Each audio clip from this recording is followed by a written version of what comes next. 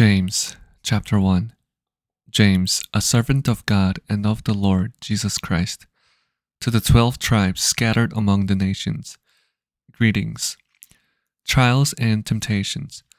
Consider it pure joy, my brothers and sisters, whenever you face trials of many kinds, because you know that the testing of your faith produces perseverance.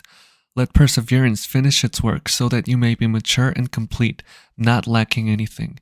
If any of you lacks wisdom, you should ask God, who gives generously to all without finding fault, and it will be given to you.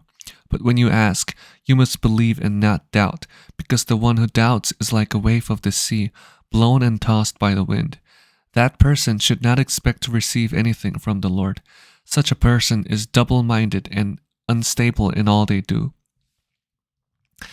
Believers in humble circumstances ought to take pride in their high position, but the rich should take pride in their humiliation, since they will pass away like a wild flower.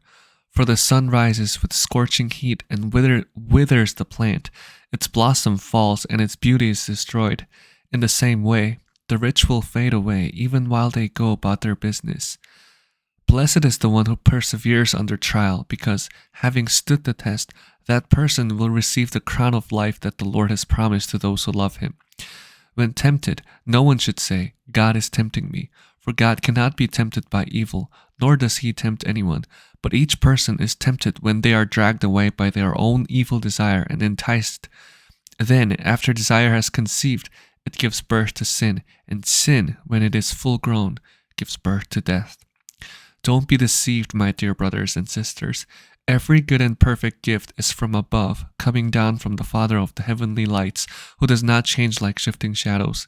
He chose to give us birth through the word of truth, that we might be a kind of firstfruits of all he created. Listening and doing. My dear brothers and sisters, take note of this. Everyone should be quick to listen, slow to speak, and slow to become angry, because human anger does not produce the righteousness that God desires. Therefore, get rid of all moral filth and the evil that is so prevalent, and humbly accept the word planted in you, which can save you. Do not merely listen to the word and so deceive yourselves. Do what it says.